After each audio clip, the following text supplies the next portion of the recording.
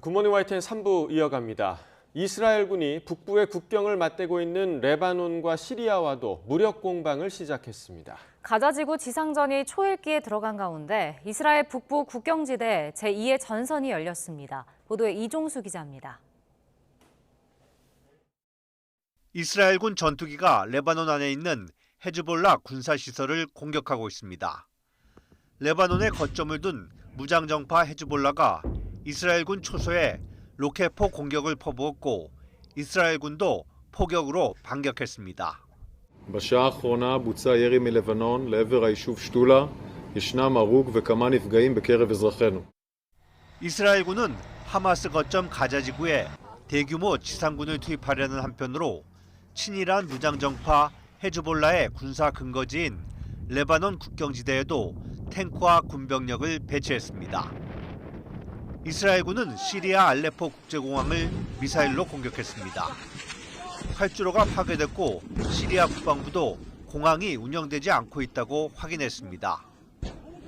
이스라엘군의 알레포 공항 공격은 헤즈볼라에 이란 무기가 이전되는 것을 막으면서 시리아를 지원하는 이란 혁명수비대를 견제하려는 차원으로 보입니다. 실제 이란의 군조직인 이슬람 혁명수비대가 시리아에 배치한 병력을 이스라엘 국경과 가까운 쪽으로 옮기고 있는 것으로 전해졌습니다. 이에 앞서 시리아와 이란은 이스라엘을 견제하기로 하고 헤즈볼라 지지 입장도 내비쳤습니다. مطلع شدم که همه سناریوهای ممکن رو مقاومت در مقابل خود قرار داده و از آمادگی و روحیه‌ای بسیار بالا برخوردارند. 한편 이스라엘 레바논 국경지대에서 레바논 주둔 유엔 평화유지군 본부가 로켓 공격을 받았다면서 다행히 다친 사람은 없다고 유엔이 밝혔습니다. YTN 이종수입니다. 이스라엘의 가자지구 지상군 투입이 초읽기에 들어간 가운데 사전 작업으로 하마스 무장조직 지휘부와 군사 관련 시설을 파괴하기 위한 전투가 곳곳에서 벌어졌습니다. 도로에는 그저 남쪽으로 향하는 피난민들의 고된 행렬이 길게 이어졌습니다. 보도에 황보연 기자입니다. 가자지구 곳곳에서 폭발음과 함께 검은 연기가 뿜어져 나옵니다. 지중해에 떠 있는 이스라엘 함선에서도 가자지구를 향해 포탄이 발사됩니다. 하마스 무장 조직원과 관련 시설들을 겨냥한 공격이 하루 종일 이어졌습니다. 이스라엘 군은 남부 키부츠 민간인 살해 공격의 책임자인 하마스 사령관을 사살했으며 하마스 작전지휘센터, 미사일 발사대 등 100여 곳의 군사 관련 시설을 파괴했다고 밝혔습니다. 하마스에 잡혀간 인질들을 찾기 위한 특수작전도 벌어졌습니다. And we don't know where they are. And so there are operations which are mostly in the close perimeter to the defense area, including special forces, ground forces, tanks, artillery, in order to seek and find people that may have been killed in the escape.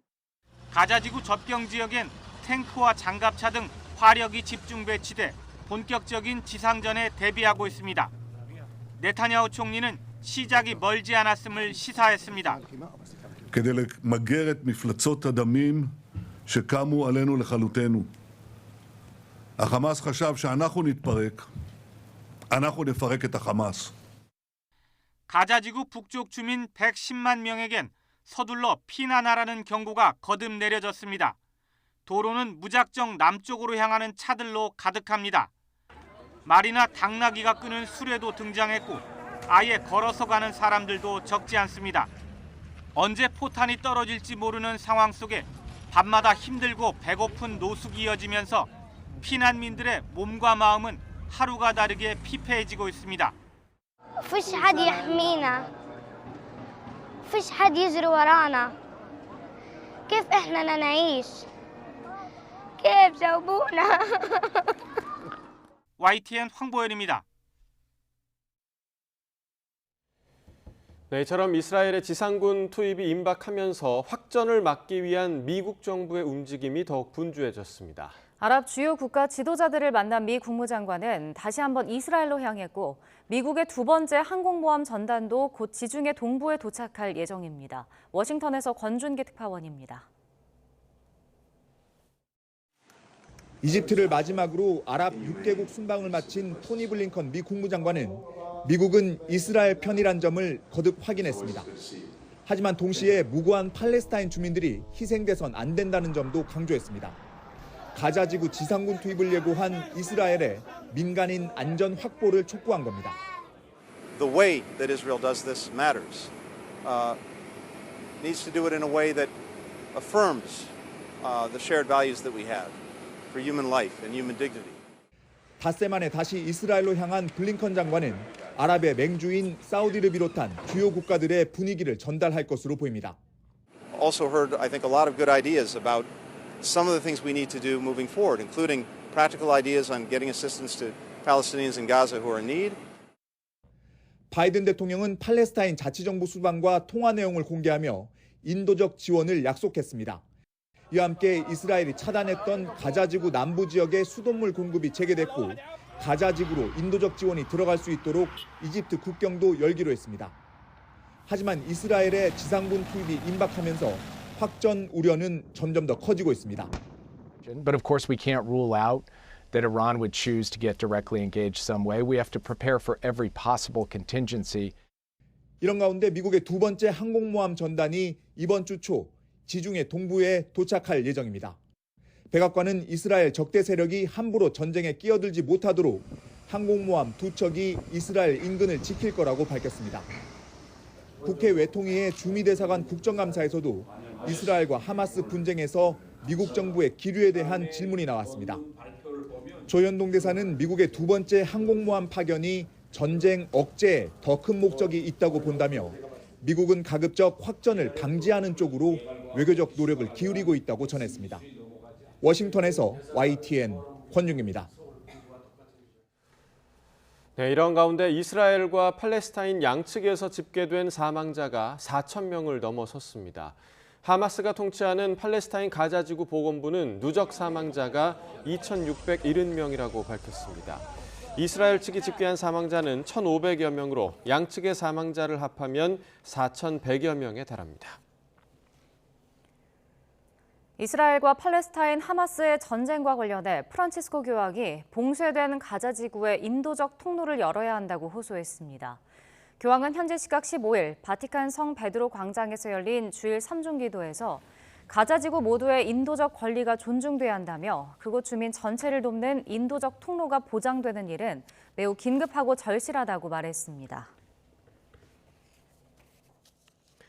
국민의힘이 긴급 의원총회를 열고 서울 강서구청장 보궐선거 패배로 인한 당의 위기를 수습할 방안을 논의했습니다.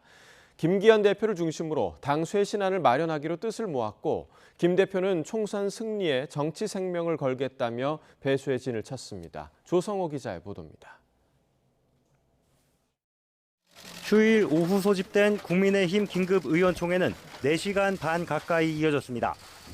서울 강서구청장 보궐선거 참패 원인과 당의 쇄신 방안을 놓고 20명 넘는 의원들이 비공개로 발언대에 섰습니다. 비대위 전환보다는 김기현 대표 체제로 단합해 총선을 준비하자고 대다수 의원이 요구했습니다. 김기현 대표를 중심으로 선거에 나타난 민심을 받들어 변호와 쇄신 방안을 조속히 마련하기로 했습니다. 일부 의원이 김 대표 사퇴를 요구했지만 찻잔 속 태풍에 그쳤습니다. 대신 당과 대통령실의 관계를 재정립하는 혁신이 필요하다는 의견은 공감을 샀습니다. 대통령실하고도 정보 공유를 하고 또 어떤 때는 설득의 과정도 하고 그래서 궤도 수정도 하자. 비대위원회에 준하는 혁신위원회가 필요하다. 김기현 대표는 의원들 의견을 들은 뒤 당 혁신기구와 총선기획단 출범, 인재영입위원회 구성 계획을 밝혔습니다. 당과 정부 간 소통 강화도 약속했습니다. 당과 정부의 소통을 강화하고 국민의 목소리를 가감없이 전달하겠다고 말씀하셨습니다. 임명직 일괄 사퇴에 따른 당직 개편과 관련해서는 통합을 강조했는데 구체적인 인선안까지 거론되진 않았습니다. 이와 관련해 김 대표는 의총을 마친 뒤 기자들과 만나 통합형 그리고 수도권과 충청권 출신을 전진 배치하는 형태가 될 거라고 말했습니다. 이른바 친윤 영남 1세계 지도부를 탈피하는 게 당직 개편의 핵심이란 취지로 해석됩니다. 선거 공약 등 당의 정책 전반을 책임질 정책위 의장으로는 수도권 3선인 유승민계 유이동 의원이 내정된 거로 알려졌습니다. 내년 총선에 공천 실무를 총괄할 사무총장엔 직전에 정책위 의장을 맡았던 경남 지역 3선인 박대출 의원이 거론됩니다. 김 대표는 마무리 발언에서 총선 승리에 정치 생명을 걸겠다는 각오를 밝히면서 당이 단합해서 하나로 가야 한다고 거듭 당부한 걸로 전해졌습니다. YTN 조성호입니다. 윤석열 대통령도 상황의 심각성을 인지하고 고심에 들어간 것으로 전해졌습니다. 총선에 나설 참모들의 출마 준비 시기가 빨라지고 비서실장 교체설이 거론되는 등 대통령실의 물밑 변화 움직임도 감지됩니다. 조은지 기자입니다. 서울 강서구청장 보궐선거 패배 이후 윤석열 대통령이 내놓은 유일한 주문은 차분한 변화였습니다. 무게중심은 차분함 대신 변화와 쇄신에 찍혀 있다는 게 용산의 공통된 목소리입니다. 집권 여당 국민의힘의 수습을 맡긴 모양새지만 투트랙으로 대통령실에서도 총선 채비가 시작됐습니다. 내년 총선에 나설 참모들은 다음 달 7일 국회 운영위원회 국정감사가 끝나고 10일자로 퇴직한다는 큰 그림이 잡힌 걸로 전해졌습니다. 정리 시점이 한두 달 가까이 빨라지는 겁니다. 정치인 출신인 강승규 시민사회 수석과 김은혜 홍보수석을 비롯해 강명구, 주진우, 전희경 비서관 등이 이때를 전후해 대거 용산을 떠날 걸로 보입니다. 자리마다 본인 후임자를 직접 추천하라는 주문도 했다는데 다만 인사검증과 인수인계 등 후속 절차가 있어 보직마다 시간차가 있을 거라는 관측입니다. 지난해 8월부터 잊을만 하면 반복되는 김대기 비서실장의 교체설도 또 불거졌습니다. 윤 대통령의 신뢰가 워낙 크고 관료사회 이해도가 높은 데다 무난하고 안정적으로 이끈다는 평가지만 내년 총선에 맞춰 정치인이 필요하다는 요구가 커지는 겁니다. 한 여권 관계자는 보궐선거의 17%포인트 차 패배는 3년 전 21대 총선 때 수치로 대선과 지방선거 때 여권표가 다 돌아선 증거라며 이대로면 서울은 10석도 못 얻는다고 우려했습니다. 윤 대통령 역시 심각성을 인지하고 고민이 깊어졌다는 게 용산 안팎의 중론입니다. 선거 이튿날 김행 장관 후보자를 주저앉혔고 핵심 실세로 꼽힌 이철규 사무총장이 사퇴한 데 이어 용산에 참신한 인물이 투입될 거라는 전망이 그래서 나옵니다. 국면 전환용 인사는 안 한다는 게 윤 대통령의 굳건한 철학이지만 총선 출마자들의 교통정리와 함께 자연스러운 물갈이가 진행될 걸로 보입니다. YTN 조은지입니다. 단식 이후 회복 치료에 전념해왔던 더불어민주당 이재명 대표가 이르면 이번 주에 국회에 복귀할 거란 관측이 나옵니다. 이번 주 2주차에 돌입하는 국회 국정감사에서 여야는 이 대표 수사와 전 정부 의혹 등을 놓고 격돌할 것으로 보입니다. 손효정 기자입니다. 민주당 이재명 대표가 퇴원 뒤 자택에서 단식 회복 치료를 받은 지 일주일째. 이르면 이번 주 당무에 복귀할 것이란 전망이 나오고 있습니다. 이 대표도 복귀 의지가 강한 것으로 전해졌는데 변수는 건강 상태입니다. 국정감사 이후 총선까지 고강도 당무가 줄줄이 예고된 상황에서 충분히 몸 상태가 회복돼야 복귀 시점을 가늠할 수 있다는 겁니다. 체력이 회복되시면 가급적 빨리 복귀하겠다는 게 대표님의 의지입니다. 기대했던 것보다는 체력 회복이 좀 더디고 있습니다. 구속영장 기각과 강서구청장 선거 압승으로 당의 중심은 이 대표로 옮겨간 가운데 복귀 이후 비명계 포용 여부에 이목이 쏠리고 있습니다.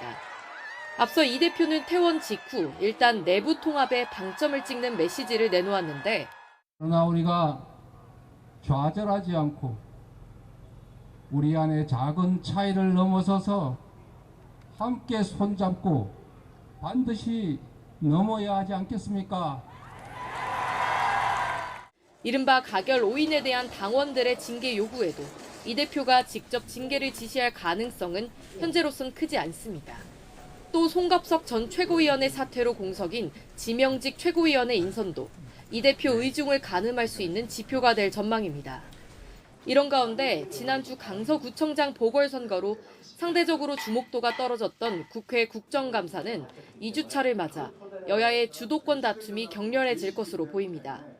법사위의 서울중앙지검, 수원지검 대상 국정감사에서 이 대표 수사를 놓고 여야 격전이 예상되고 행안위 경기도 국감에선 이재명 지사 시절 법인카드 유용 의혹 등이 다뤄질 전망입니다.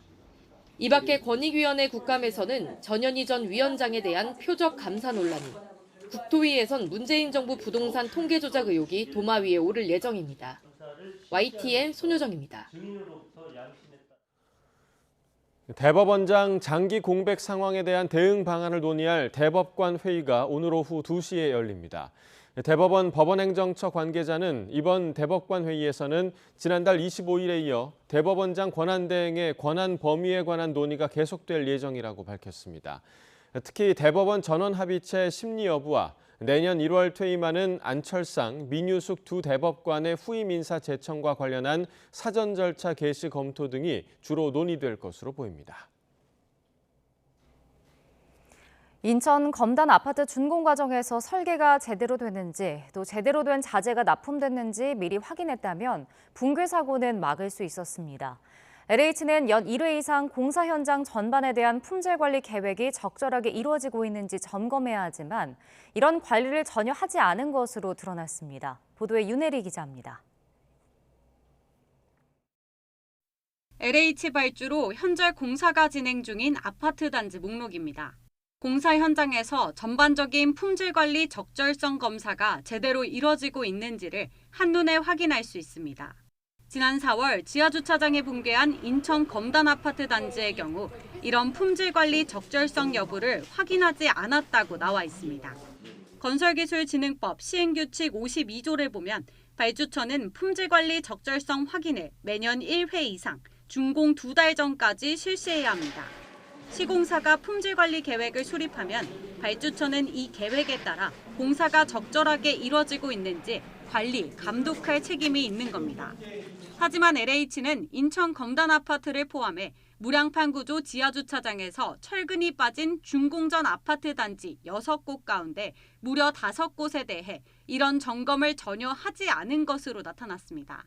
이미 준공된 단지에 대해선 점검이 이뤄졌는지 확인할 수 있는 자료조차 남아있지 않았습니다.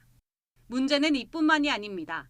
품질관리 계획 점검 대상인 전국 공사 현장 123곳 가운데 71곳에서 점검 자체가 아예 이루어지지 않고 있는 것으로 파악됐습니다. 지역별로 점검 여부도 천차만별입니다. 제주와 경기 북부는 거의 대다수 현장에서 확인이 이루어지지 않았고 서울도 절반 가까이가 누락됐습니다. 건설 현장은 건설 자재를 포함해서 건설 공사 전반에 대해서 철저하게 관리 감독을 해야 합니다. 이걸 막으려면 먼저 LH가 현장에 대한 품질 관리 철저히 해야 하고요. 현행법상 발주처의 품질관리 적절성 검사가 명시돼 있지만 처벌 조항 등이 명확하지 않아 실효성이 떨어지는 만큼 보완이 필요해 보입니다. YTN 윤혜리입니다. 공기업인 주택도시보증공사 허그의 임직원 120여 명이 1억 5천만 원이 넘는 출장비를 부당하게 타낸 것으로 드러났습니다.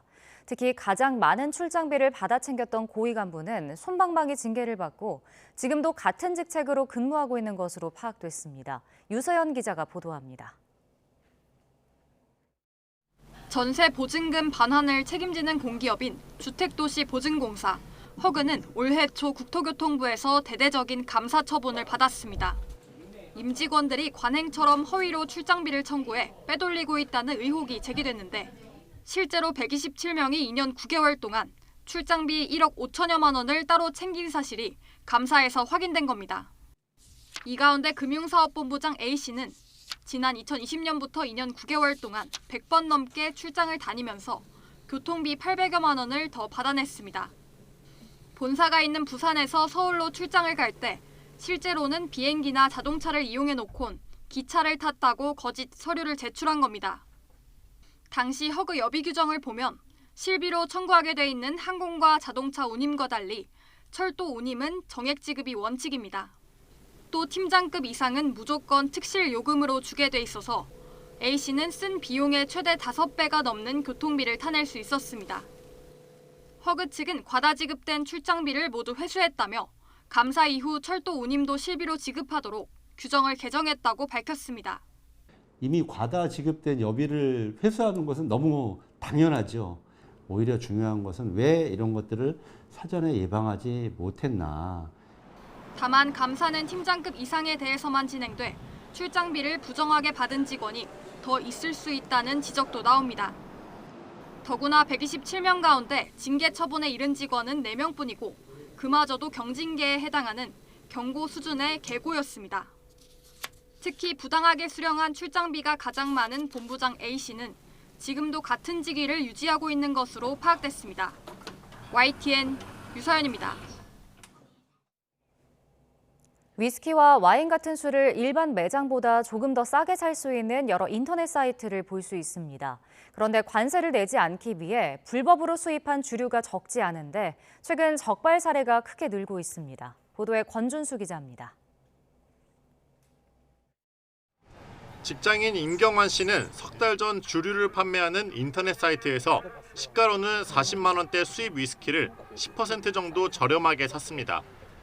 온라인에서 결제하고 인근 매장에서 상품을 받는 스마트 오더 방식을 이용했습니다. 그런데 어딘가 미심쩍은 부분이 눈에 띄었습니다.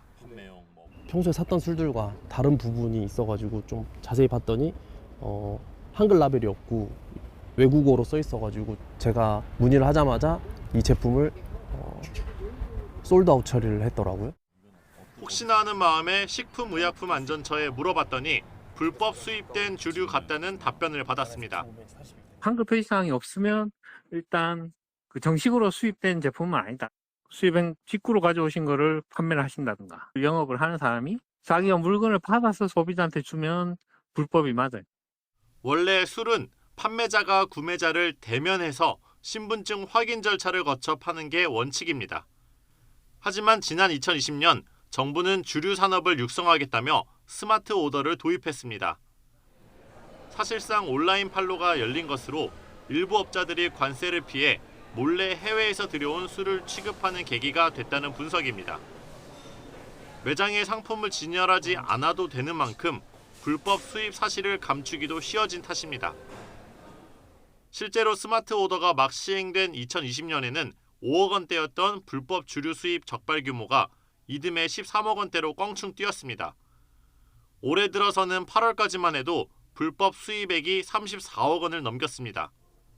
적발되지 않고 시중에 풀린 불법 수입 주류는 더 많을 것으로 추정됩니다.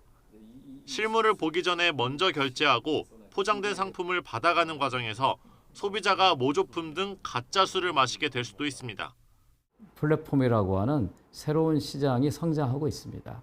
처음부터 불법 유통 근절 방안을 마련하고 소비자 보호에 만전을 기해할 것입니다. 주류 판매 플랫폼마다 판매업자를 철저히 검증하도록 책임을 부여해서 탈세와 소비자 피해를 막는 게 시급하다는 지적입니다. YTN 권준수입니다. 2028학년도 대입제도 개편으로 고교 내신 관리가 상대적으로 쉬워지면서 수능의 변별력이 높아진다는 전망입니다. 이 내신 부담이 줄면서 수능 준비에 유리한 특목고와 자사고가 급부상할 거란 분석도 나옵니다. 신지원 기자가 보도합니다. 2028학년도 대학 입시부터 적용할 개편안이 발표되자 첫 적용 대상인 중학교 2학년 학생들은 당장 고등학교 진학을 놓고 고민에 빠졌습니다. 조금씩 바뀌게 되면서 자사고를 가야 되나 일반고를 가야 되나 계속 생각을 해보게 되는 것 같아요. 고교 내신이 현행 9등급에서 5등급제로 바뀌면 1등급 범위가 상위 4%에서 10%로 완화되는데 상위권 학생이 몰리는 특목고와 자사고의 내신 관리 부담이 낮아지는 겁니다. 이제 특목고랑 자사고를 갔을 때 내신 따기가 힘들어서 고민을 하는 학생들이 많았는데 등급 간의 이제 간격이 넓어지면서 1등급을 받을 수 있는 이제 기회가 좀 생겼다랄까? 내신 관리 부담은 줄고 수능이 중요해지면서 정시를 노리는 학생들이 특목고와 자사고에 쏠릴 가능성이 있습니다. 내신은 9등급이 5등급으로 변별력이 크게 떨어졌고 수능은 상대평가가 유지되기 때문에 수능이 상대적으로 대단히 중요해졌다 이렇게 볼 수 있습니다. 다만 내신 관리 측면에서 불리한 점이 줄었을 뿐 일반 고등학교보다 더 유리해졌다고 보기는 어렵다는 평가도 나옵니다. 지금 이제 주요 대학 같은 경우에 1등급을 못 받으면 사실은 어렵잖아요. 무조건 특목자사고가 유리하다더라 몰려가면 안 되고 자기가 특목자사고에 가서도 적어도 2등급 이내에 들 수 있는지, 34% 이내에 들 수 있는지를 한가름해서 진학을 해줘야 되는 거죠. 이번 대입제도 개편안으로 특목고와 자사고가 급부상할 경우 교육 양극화가 심해진다는 우려가 나오는 가운데 섣부른 예측보다는 학생의 성향과 환경에 따라 신중하게 고교 진학을 선택해야 한다는 게 전문가들의 조언입니다. YTN 신지원입니다. 쌀 소비를 늘리기 위한 가루쌀 사업이 본격화하면서 쌀로 만든 맥주와 라면 제품이 출시되는 등 신제품 개발이 잇따르고 있습니다. 정부는 내년엔 올해보다 20배 이상 가루쌀 공급을 확대해 신제품 개발을 독려할 계획입니다. 보도에 박홍구 기자입니다. 닭고기 제품으로 유명한 이 회사는 최근 사업을 확장하며 가루쌀로 만든 라면 제품을 내놓았습니다. 찰지고 쫀득한 쌀의 식감을 끌어올리기 위해 밀가루와 배합 비율을 조절해 국내에선 처음으로 가루쌀 라면을 개발했습니다. 국산쌀 소비 촉진과 농가를 돕는 동시에 소비자들에게도 새로운 맛과 식감의 즐거움을 선사하고 싶어서 개발하게 되었습니다. 11월부터 오프라인 매장에서 본격적으로 판매를 진행할 예정입니다. 전북 고창에 있는 수제 맥주 회사는 가루쌀을 사용한 맥주를 지난 2019년부터 생산해오고 있습니다. 가루쌀을 쓰면 맥주의 풍미를 올려 깔끔한 뒷맛을 살릴 수 있는데 일반 쌀과 달리 물에 불리는 과정을 거치지 않아도 되기 때문에 공정 관리가 훨씬 쉽습니다. 일반 쌀과 가루쌀을 비교하면 엄청난 효과가 있는 거죠. 가격은 비슷한데 공정이 하나 줄었다는 게 그게 이제 굉장히 실제 제조하는 사람 입장에서는 중요하죠. 이 밖에 농심과 삼양식품 등도 가루쌀로 면류 제품을 개발했고 빵과 과자 제조사 등 총 6개 회사에서 17개 제품이 출시됐습니다. 농식품부는 지난해 생산한 가루쌀 500톤은 올해 소비로 물량이 소진됐다며 내년에는 생산량을 20배 이상 늘려 10,000톤 정도를 공급할 계획입니다. 또 가루쌀 전문 생산단지 육성과 제품 유통 비용을 지원하는 등 예산도 늘리기로 했습니다. 다만 정부의 지원 노력이 성과를 거두려면 소비자의 욕구를 충족시킬 수 있는 다양한 제품 개발이 뒤따라야 할 것으로 보입니다. YTN 박홍구입니다. 국토교통부가 어제 경기도 남양주시 진건읍 일대에서 남양주 왕숙 신도시 착공식을 열었습니다. 왕숙 신도시는 여의도 4배 규모에 달하는 부지에 조성돼 3기 신도시 가운데 가장 큰 곳으로 정부는 이곳에 6만 6천 가구를 공급할 예정입니다. 내년 하반기 분양을 시작해 오는 2026년 하반기부터 입주를 시작할 예정입니다.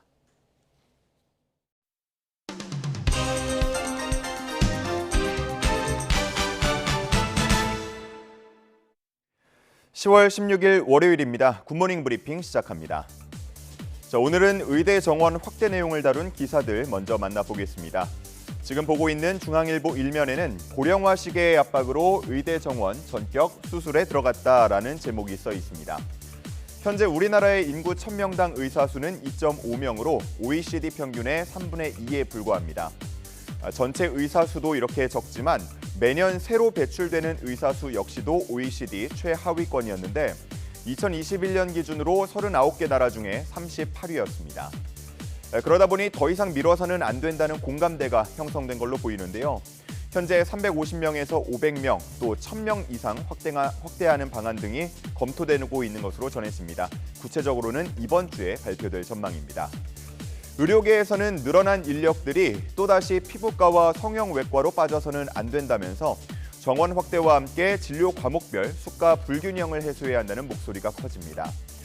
그리고 늘어난 정원을 지방 국립대에 배정하고 지역 의사제 도입 등을 통해서 의료 불균형을 해소해야 한다는 의견도 있습니다.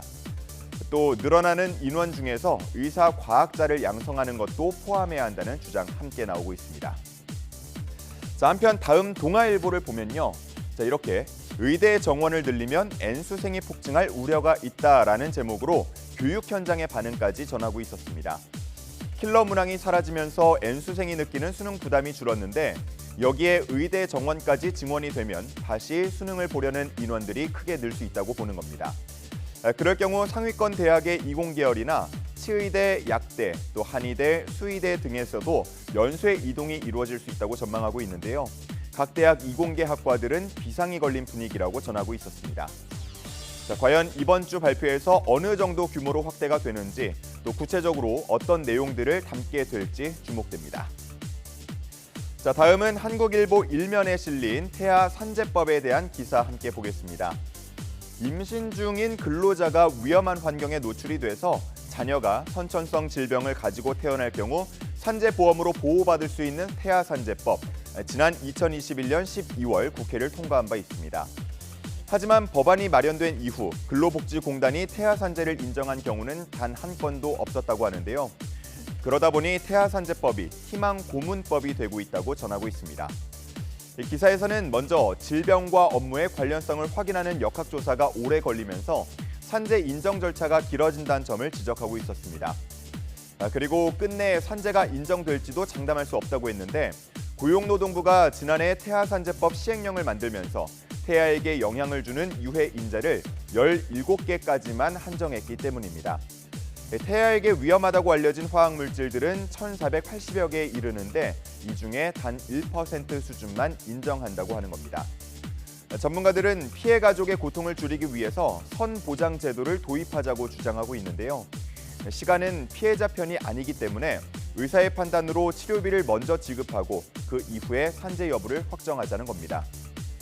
한편 태아 산재 인정 범위를 아버지까지 확대해야 한다는 주장도 나오는데요.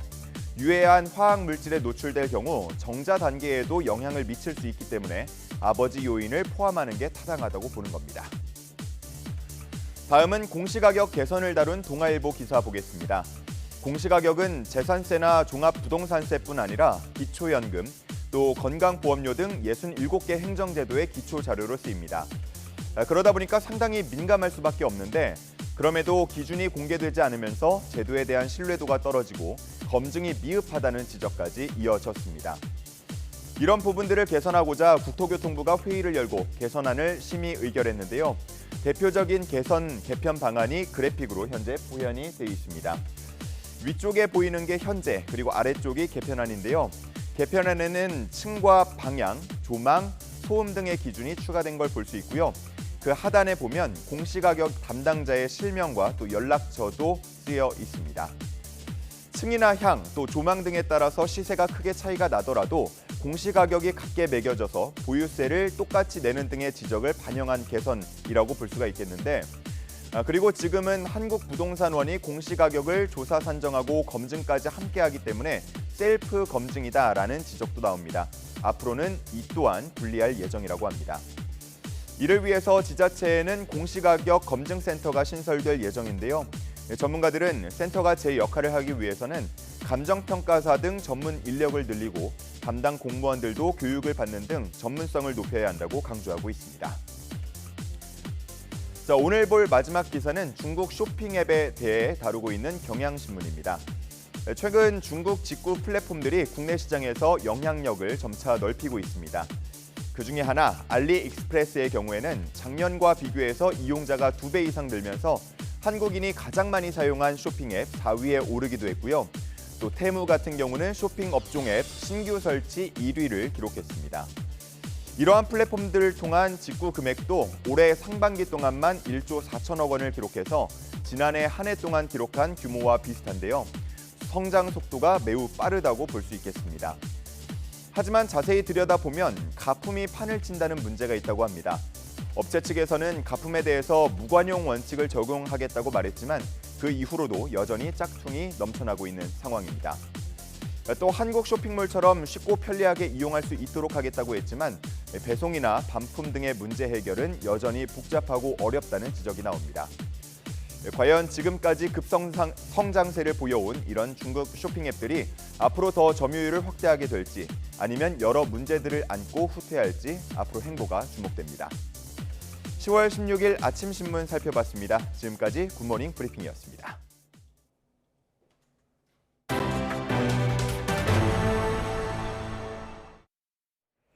위급한 환자가 도착하는 응급실은 위급한 순서에 따라 진료를 본다는 중요한 원칙이 있습니다. 하지만 현장에서 이런 원칙을 지키기란 쉽지 않아 보입니다. 지난 추석 연휴 강원 지역 응급실에서 발생한 사건을 시청자 제보에 따라 홍성욱 기자가 취재했습니다. 속옷 차림 남성이 병원 응급실에 실려옵니다. 사우나에서 의식을 잃은 환자. 당직 의사는 상태를 확인하고 CT 촬영 등 지시를 내렸습니다. 그 사이 심정지 환자가 응급실에 실려오고 의료진은 비상에 걸립니다. 멎은 심장을 다시 뛰게 응급조치를 한 시간은 10분. 하지만 먼저 도착한 사우나 환자 보호자가 자신의 가족을 방치했다며 항의하기 시작합니다. 다른 환자를 진료할 수 없을 정도로 고성이 오가고 경찰까지 출동했지만 상황은 달라지지 않았습니다.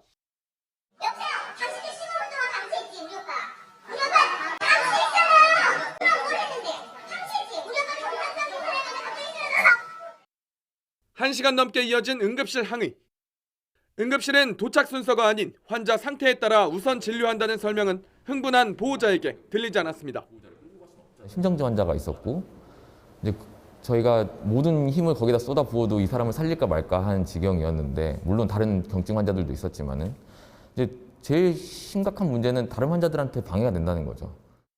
CT와 MRI 촬영 결과 이상 소견이 없고 추가적인 검사가 필요할 수 있다고 설명했지만 보호자는 항의와 욕설을 멈추지 않았고 한계에 이른 의사도 고소 의사를 밝힙니다.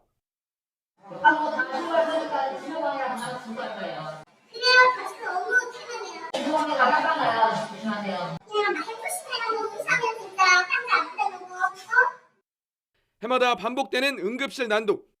지난해 부산에서는 60대 남성이 아내를 빨리 치료해주지 않아 화가 난다며 응급실에 불을 지르기도 했습니다.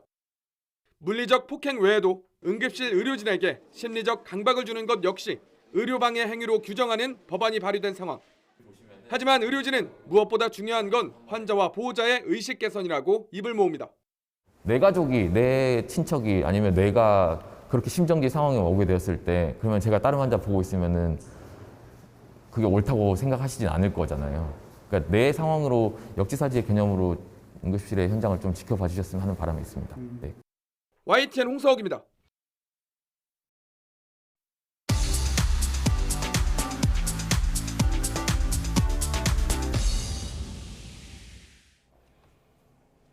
경제 소식을 빠르고 친절하게 전달해 드립니다. 오늘 굿모닝 경제는 UME 한양대학교 경제금융대학 교수와 함께하겠습니다. 교수 어서 오세요. 어서 오십시오.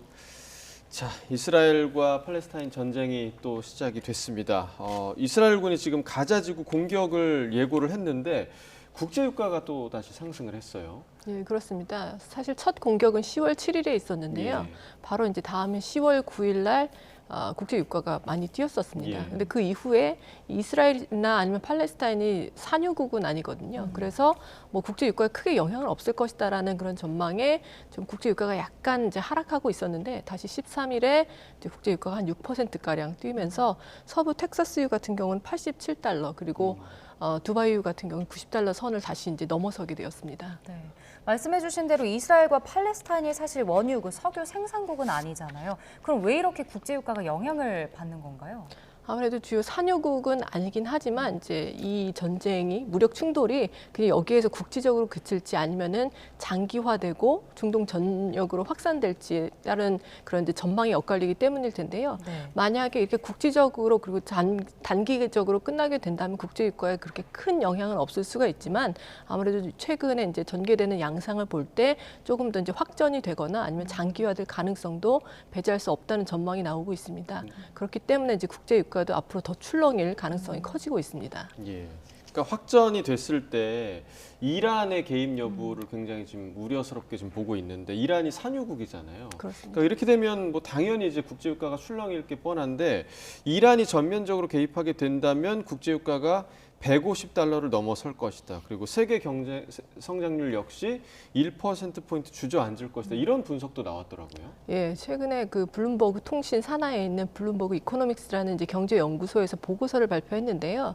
크게 이제 세 가지 시나리오를 고려해 볼 수 있다고 나왔습니다. 이제 첫 번째는 이제 국지적으로 가자 지구의 그 무력 충돌이 그칠 경우. 하지만 이것이 이제 시리아나 레바논이 이제 참전하면서 좀 더 이제 대리전으로 확산될 경우. 네. 그다음에 마지막으로 이스라엘과 이제 이란 간의 전면전 으로 이제 격화될 경우 각각에 대해서 이제 국제 유가가 어느 정도 오를지, 그다음에 세계 경제 성장률에 어떤 영향을 받을지를 분석을 했는데요. 이게 이란이 산유국이라서 굉장히 국제 원유 공급에 큰 역할을 하고 있을 뿐만이 아니라 이란의 이제 호르무즈 해협이라고 있거든요. 근데 이 해협이 전 세계 이제 원유 공급량이 한 20% 정도가 이제 왔다 갔다 하는 해협이에요. 따라서 만약에 이제 전쟁이 격화될 경우에 이란이 이 해협을 봉쇄하게 되면 전 세계 이제 원유가 유통되는데 굉장히 차질을 빚게 되는 거죠. 그렇다면 국제 유가가 뭐 150달러 선까지 올라가는 그야말로 오일 쇼크 사태도 발생할 수 있다는 그런 이제 전망이 나오고 있는 배경인데요.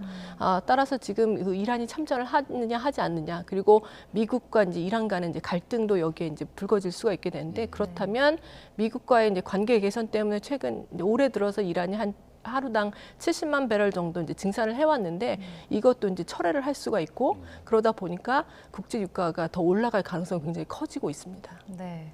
전쟁 상황에 따라 국제유가 추이도 좀 살펴봐야 할 것 같습니다. 자, 이번엔 국내 소식도 살펴보겠습니다. 글로벌 투자은행 두 곳이 한국 주식시장에서 상습적으로 불법 공매도를 하다가 적발됐다고 하는데, 이 공매도, 그중에서도 무차입 공매도가 뭔가요? 자, 공매도가 무엇인지 이제 많은 분들이 아시겠지만 그래도 다시 한번 말씀을 드리자면, 이제 본인이 보유하고 있지 않은 주식을 빌려서 매도하는 것이 바로 공매도입니다. 그럼 이걸 왜 하느냐? 만약에 주식 가격이 하락한다고 전망이 될 때, 그때는 내가 가지고 있지는 않지만 빌려서라도 팔고 나면 나중에 주식 가격이 하락하고 난 다음에 다시 사서 되갚으면 되는 거잖아요. 그럼 그걸 인해서 시세 차익을 얻을 수가 있기 때문에 투자 기법 중에 이제 하나라고 보시면 되는데, 무차입 공매도라고 하는 것은 주식을 차입하지도 않고 공매도 주문을 내는 거죠. 이거는 사실은 불법입니다. 자본시장법에 따르면 불법이고요.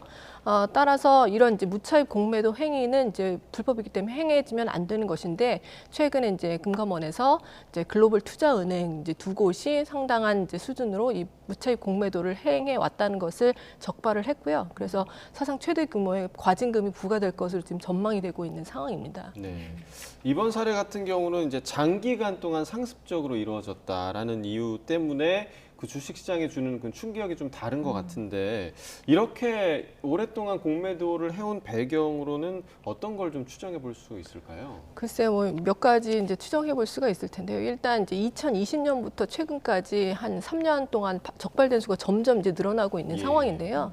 이렇게 최근에 주식 가격이 이제 변동성이 컸고, 게다가 이제 하락하는 경우가 상당히 많았습니다. 여러 가지 이제 대외적인 악재도 있었고 고금리 상황도 있었고요.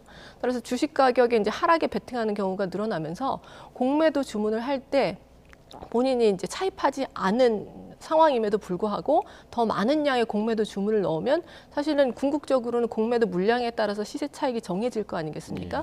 그러니까 차입하지도 않고 일단 공매도 물량을 많이 넣고 보면 나중에 이제 그 결제하는 시점이 되기 전에만 이제 차입을 해서 메꿔 넣는 거죠.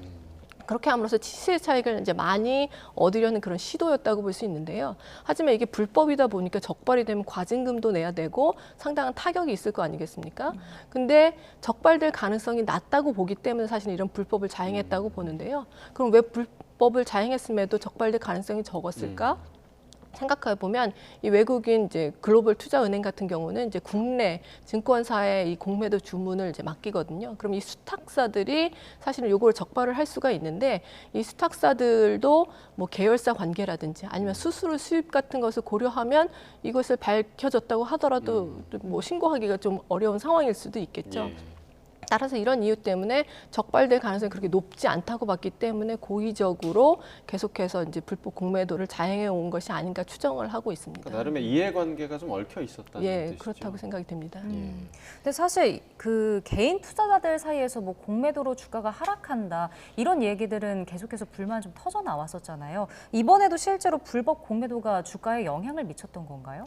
그런 부분은 이제 선뜻 얘기하기는 좀 어려운 부분인데요. 왜냐하면 면밀한 분석이 선행이 돼야 되기 때문에요. 하지만 이런 얘기들은 계속 있었습니다. 특히 국민 주식 카카오 같은 경우는 뭐 주가가 굉장히 많이 빠져 한 40~50% 지난해만 해도 빠졌었는데, 그 경우에 이제 아무래도 한 200만 명 넘는 개미 주주들이 보유를 하고 있다 보니까 이게 불법 공매도가 의심된다. 왜 이렇게 계속해서 하락을 하는지 모르겠다라는 의심이 계속해서 제기됐습니다.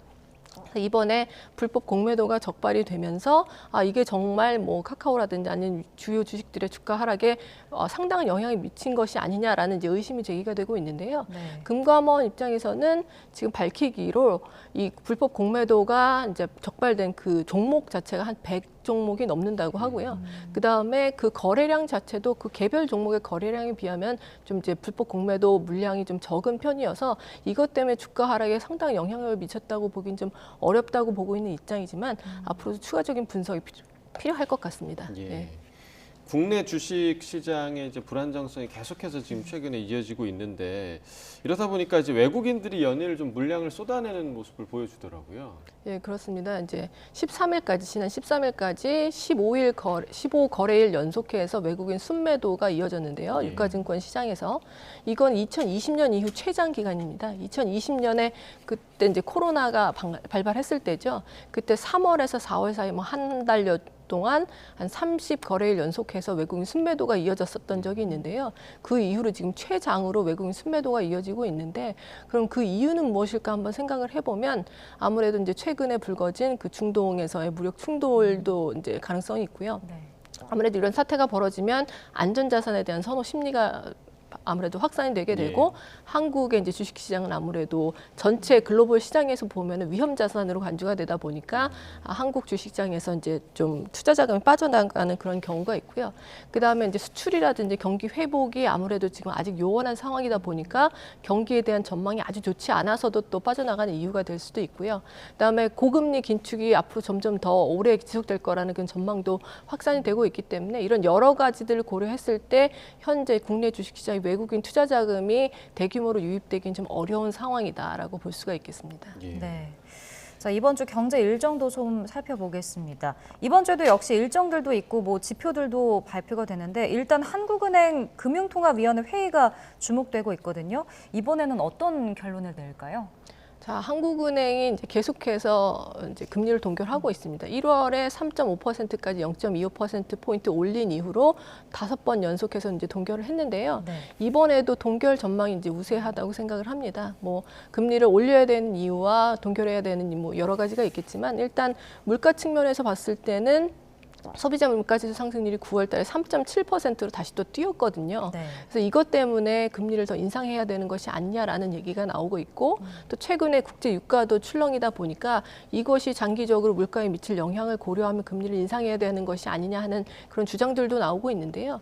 또 다른 한편으로는 물가 안정만이 아니라 금융 안정을 목표로 하고 있는 한국은행의 입장상 금융 불안 가능성도 또 커지고 있거든요. 그래서 가계 대출도 상당히 이제 늘어난 상황에서 연체율도 좀 오르고 있고요. 경기가 회복되지 않다 보니까 가게나 기업도 이제 이자 상환 부담에 상당히 오랫동안 이제 시달리고 있는데 여기에 금리를 더 인상을 했을 경우에 올 수 있는 연체율의 상승이라든지 금융 불안의 확산과 같은 가능성을 고려할 때는 금리를 섣불리 인상하기는 좀 어려운 상황이고요.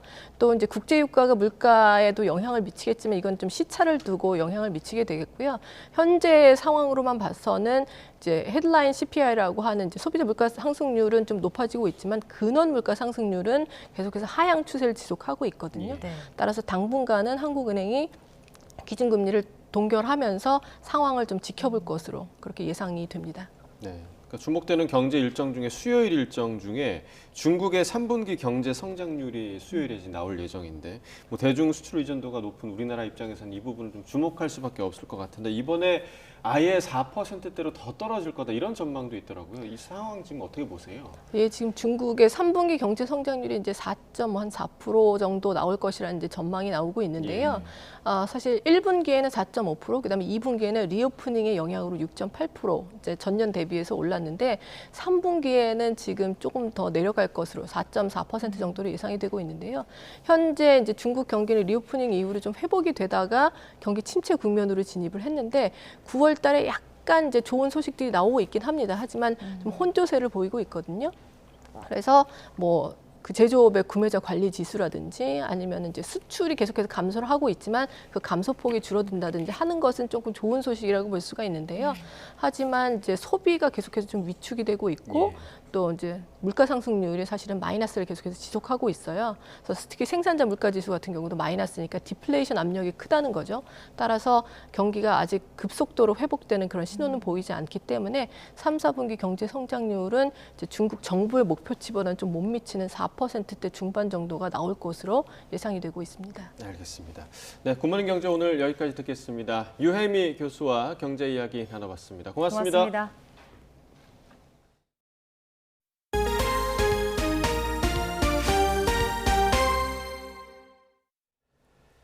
경남 밀양의 제약산에는 사자평이라는 국내 최대 고원 습지가 있습니다. 요즘 이곳 억새가 장관을 이루고 있는데요. 박종혁 기자가 다녀왔습니다.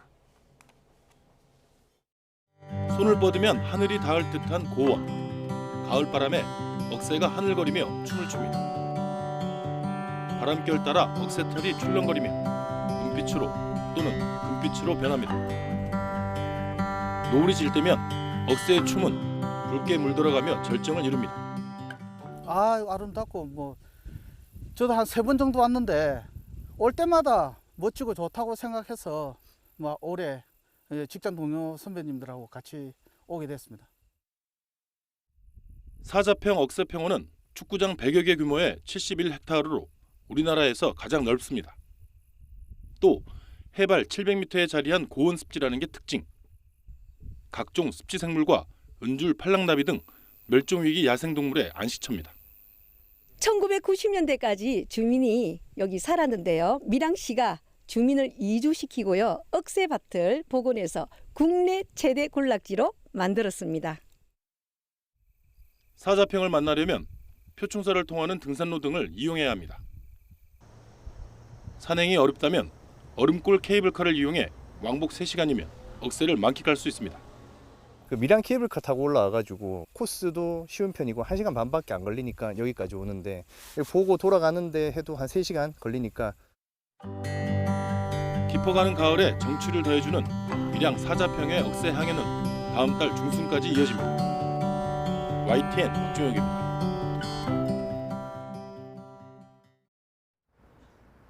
월요일 출근길도 쌀쌀하게 시작하고 있는데요. 이따금씩 찬바람이 불 때면 공기가 더 쌀쌀하게 느껴집니다. 현재 서울 기온은 11.8도를 나타내고 있습니다. 한낮에는 19도에 머물면서 어제보다 2도가량 낮겠고요. 특히 내일은 서울 기온이 8도까지 떨어지는 등 올가을 들어 가장 쌀쌀한 날씨가 찾아오겠습니다. 큰 기온 변화에 면역력이 떨어지기 쉬우니까요. 옷차림 따뜻하게 해주시고 건강관리에 각별히 신경 써주시기 바랍니다. 밤사이 복사 냉각이 활발하게 이루어지면서 오늘 아침 내륙 곳곳으로 안개가 짙게 낀 곳이 있습니다. 현재 전북 완주와 경남 진주의 가시거리는 110m까지 바짝 좁혀져 있습니다. 출근길 교통안전에 각별히 주의해 주시기 바랍니다. 낮 동안에는 안개가 걷히면서 내륙은 쾌청한 하늘이 펼쳐지겠습니다. 다만 동풍의 영향을 받는 동해안 지역은 오후까지 5에서 10mm의 비가 오락가락 내릴 전망입니다. 오늘 아침 기온은 서울 11.8도, 광주 13.2도, 대구 12도로 예년보다 1에서 4도가량 높게 출발하고 있습니다. 낮 기온은 예년보다 조금 낮겠는데요. 서울과 대전 19도, 광주 20도, 부산 23도 등 어제보다도 1에서 2도가량 낮겠습니다. 모레까지는 쾌청한 하늘 아래 이맘때 가을 날씨가 이어지겠습니다. 하지만 목요일 중부와 호남 지방에, 금요일에는 남부 지방에 비가 내리겠고요. 비가 그친 뒤에는 주말에 반짝 가을 추위가 찾아올 전망입니다. 오늘 중부 서해안과 강원 영동 그리고 남부 지방에 초속 15m 안팎의 강한 바람이 불겠습니다. 동해안 지역으로는 너울성 파도도 높게 일 것으로 보이니까요. 해안가 안전사고에 주의해 주시기 바랍니다. 지금까지 YTN 홍나진입니다. 네, 이상으로 월요일 굿모닝 YTN 마칩니다. 잠시 후 뉴스라이더가 방송됩니다. 시청해주신 여러분 고맙습니다.